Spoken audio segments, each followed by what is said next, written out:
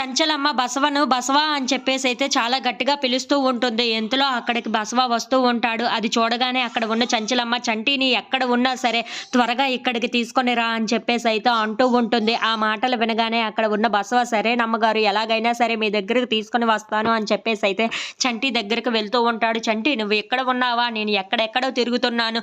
అమ్మగారు నిన్ను తీసుకొని రమ్మన్నారు. ఎలాగైనా సరే నువ్వు ఇప్పుడే ఇక్కడ నాతో వచ్చేయి అని చెప్పేసి అయితే అంటూ ఉంటాడు. ఆ మాటలు వినగానే అక్కడ ఉన్న చంటి అయితే ఒక్కసారిగా షాక్ అయిపోయి బసవతో కలిసి చంచలమ్మ ఇంటికి వెళ్తూ ఉంటాడు. అది చూసిన చంచలమ్మ చంటి దగ్గరకు వస్తూ ఉంటుంది.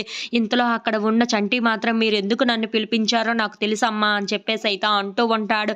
ఆ మాటలు వినగానే అక్కడ ఉన్న చంచలమ్మ అయితే ఒక్కసారిగా షాక్ అయిపోయి చంటి వైపు చూస్తూ ఉండిపోతుంది. ఇంతలో అక్కడ ఉన్న చంటి మాత్రం అందరి ఇంట్లోకి వెళ్ళి క్షమాపణ చెప్పాను.